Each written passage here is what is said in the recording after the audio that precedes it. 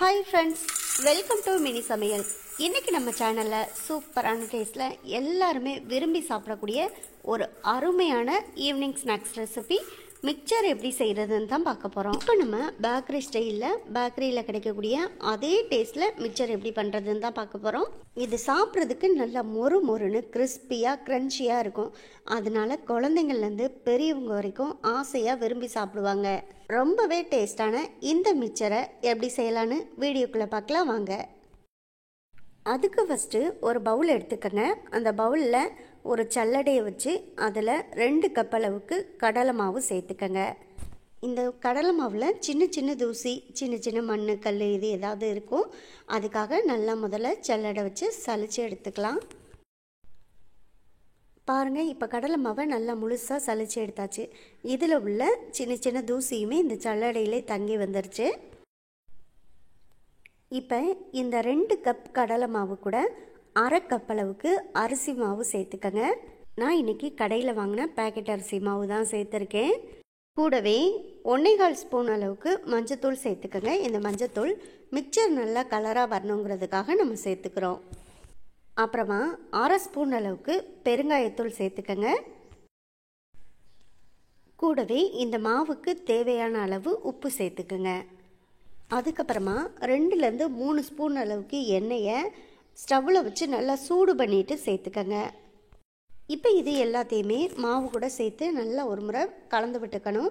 அதுக்காக நான் ஒரு கரண்டி போட்டு ஃபஸ்ட்டு கலந்து விட்டுக்கிறேன். ஏன்னா எண்ணெய் நம்ம சூடாக சேர்த்துருக்கிறதுனால கை வச்சு கலந்து விட முடியாது. எண்ணெயோட சூடு இந்த மாவோடு சேர்த்து கலந்து விடும்போது கொஞ்சம் ஆறி வந்துடும். அதுக்கப்புறமா கை வச்சு நம்ம கலந்து விட்டுக்கலாம். பாருங்கள், கை போட்டு இந்த மாதிரி லைட்டாக ஒரு முறை மாவை கலந்து விட்டுக்கங்க. இந்த மாதிரி கலந்து விட்ட பிறகு இப்போ காரத்துக்காக ஒரு 1/2 ஸ்பூன் அளவுக்கு மிளகாய்த்தூள் சேர்த்துக்கங்க. மிளகாய்த்தூள் சேர்க்கும்போது மிக்சர் கொஞ்சம் காரசாரமாக இருக்கும் சாப்பிட்றதுக்கு. குழந்தைங்க சாப்பிட்றதுக்கு காரம் வேணாம் அப்படின்னு நீங்கள் நினச்சிங்கன்னா ஏற்கனவே நம்ம சேர்த்துருக்க மஞ்சத்தூளே போதுமானது. நீங்கள் இந்த சமயத்தில் இந்த மிளகாய்த்தூளை மட்டும் ஸ்கிப் பண்ணிடுங்க. அவ்வளோதான். இப்போ எல்லாத்தையுமே சேர்த்து நல்லா கலந்து விட்டாச்சு. இந்த சமயத்தில் கொஞ்சம் கொஞ்சமாக தண்ணி சேர்த்து இந்த மாவை நல்ல ஒரு இடியப்ப மாவு பதத்துக்கு பிசைஞ்சு எடுத்துக்கோங்க. அப்போ தான் மிக்சரும் சாப்பிட்றதுக்கு நல்ல மொறு மொறுன்னு கிறிஸ்பியாக வரும். பாருங்கள், இந்த அளவுக்கு மாவை நல்லா சாஃப்டாக பிசைஞ்சு எடுத்துக்கணும். அப்போ தான் மாவை நல்லா அமுத்தி பார்த்திங்கன்னா இந்த அளவுக்கு நல்லா சாஃப்டாக இருக்கணும். மாவை எடுத்து பார்க்கும்போது இந்த மாதிரி கன்சிஸ்டன்சியில் இருக்கணும். இதுதான் சரியான கன்சிஸ்டன்சி. இப்போ இதை அப்படியே வச்சுட்டு இப்போ இதில் ஒரு பிளேட் எடுத்து வச்சுக்கோங்க. இந்த பிளேட்டில் நம்ம இடியப்பம் செய்கிற அந்த ஃபில்டரை எடுத்துக்கலாம். அதே போல் இந்த ஃபில்டரில் இடியப்பத்துக்கு நம்ம சேர்க்குற அதே பிளேட்டை நம்ம சேர்த்துக்கலாம். மிக்சர் செய்கிறதுக்கும் இந்த இடியப்பாச்சு கரெக்டாக இருக்கும். இப்போ இதில் நம்ம மிக்சருக்கு ரெடி பண்ணி வச்சுருக்க மாவை கொஞ்சம் கொஞ்சமாக எடுத்து இதில் சேர்த்துக்கலாம்.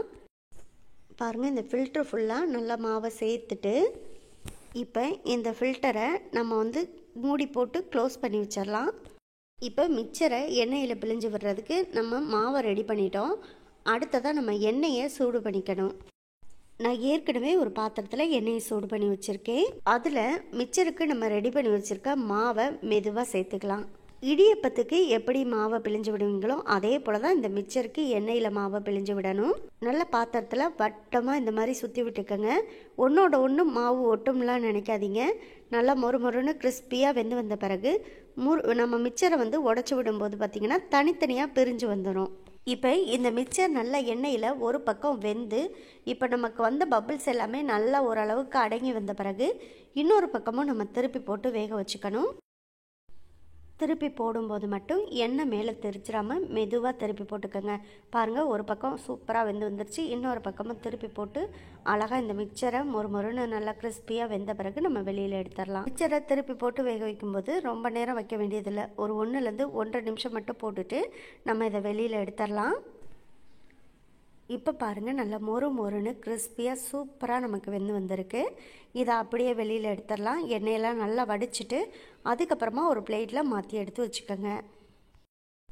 இதே போல் தான் மீதம் இருக்க மாவு எல்லாத்தையுமே அழகாக பிழிஞ்சு விட்டு நம்ம மிக்சரை ரெடி பண்ணிக்கலாம். ரொம்ப ரொம்ப ஈஸியான சிம்பிளான ரெசிபி தான். எல்லாருமே இது விரும்பி சாப்பிடுவாங்க. இதை செய்கிறதுக்குமே அதிகமான பொருட்கள் தேவைப்படாது. ரொம்ப ரொம்ப குறைவான பொருட்கள் இருந்தாலே போதும். சட்டுன்னு குறைவான நேரத்தில் நம்ம வீட்டிலே செய்யலாம். அடுத்து பார்த்திங்கன்னா, மிக்சர்னாலே எல்லாமே கலந்து தான் வரும். அதுக்காக நான் இப்போ ஒரு 1/2 கப் அளவுக்கு வேர்க்கடலையை எடுத்து இந்த சூடான எண்ணெயிலே நல்லா வறுத்துக்க போகிறேன். ஸ்டவ்வை மீடியம் ஃப்ளேமில் வச்சுட்டு நல்லா இந்த வேர்க்கடலையை வறுத்துக்கலாம். இது வறுபட்டு வரும்போது இதோட கலருமே நல்லா மாறி வந்துடும். அதுக்கப்புறமா இதை நம்ம வெளியில் எண்ணெயை வடிகட்டிட்டு எடுத்துக்கலாம். அவ்வளோதான். இப்போ கடலையை நல்லா வறுத்தாச்சு. இந்த வேர்க்கடலையை எண்ணெயெல்லாம் நல்லா வடிகட்டிட்டு அதுக்கப்புறமா ஒரு பவுலில் போட்டு வச்சுக்கோங்க. கூடவே ஒரு 1/4 கப் அளவுக்கு பொட்டுக்கடலை சேர்த்துக்கோங்க. இந்த பொட்டுக்கடலையையும் இந்த எண்ணெய் சூடாக இருக்கும்போதே இதிலேயே பொரித்து எடுத்துக்கலாம். கூடவே ஒரு 10 முந்திரி பருப்பும் சேர்த்துக்கோங்க. இது எல்லாமே சேர்க்கும் போது தான் மிக்சர் வந்து பேக்கரி ஸ்டைலில் பேக்கரியில் கிடைக்கக்கூடிய அதே டேஸ்ட்டில் ரொம்ப நல்லாயிருக்கும். பாருங்கள், இப்போ பொட்டுக்கடலை முந்திரி பருப்பு ரெண்டையுமே வறுத்தாச்சு. இதையும் நல்லா எண்ணெயெல்லாம் வடிச்சிட்டு இப்போ நம்ம வேர்க்கடலை வச்சுருக்க அதே பவுலில் சேர்த்துக்கலாம். கூடவே இன்னும் கொஞ்சம் வாசனையாக மிக்சர் இருக்கணுங்கிறதுக்காக ஒரு 5-6 பல் பூண்டை உரலில் வச்சு நல்லா தட்டிட்டு அது கூடவே ஒரு கைப்பிடி அளவுக்கு கருவேப்பிலையும் சேர்த்துட்டு இந்த எண்ணெயில் வச்சு பொரிச்சுக்கங்க. அப்புறமா இப்போ பொரிச்சு வச்சுருக்க இந்த பூண்டையும் கருவேப்பிலையையும் நம்ம வேர்க்கடலை பொட்டுக்கெல்லாம் சேர்த்து வச்சுருக்க அதே பவுலில் சேர்த்துக்கலாம். இப்போ மிக்சரில் கலந்து விட வேண்டிய எல்லாத்தையுமே நம்ம எண்ணெயில் பொரிச்சு எடுத்தாச்சு. அடுத்ததாக மிக்சரை நல்லா மிக்ஸ் பண்ணுறதுக்கு நம்ம ரெடி பண்ணிக்கலாம். இப்போ நம்ம பொரிச்சு வச்சுருக்க மிக்சர் எல்லாத்தையுமே சேர்த்து இதில் உடச்சி விட்டுக்கங்க. பாருங்கள், மிக்சர் எல்லாத்தையுமே நல்லா உடச்சி விட்டாச்சு. இப்போ இது கூடவே நம்ம பொரிச்சு எடுத்து வச்சுருக்க வேர்க்கடலை பொட்டுக்கடலை முந்திரி பருப்பு பூண்டு கருவேப்பிலை இது எல்லாத்தையுமே சேர்த்துக்கலாம்.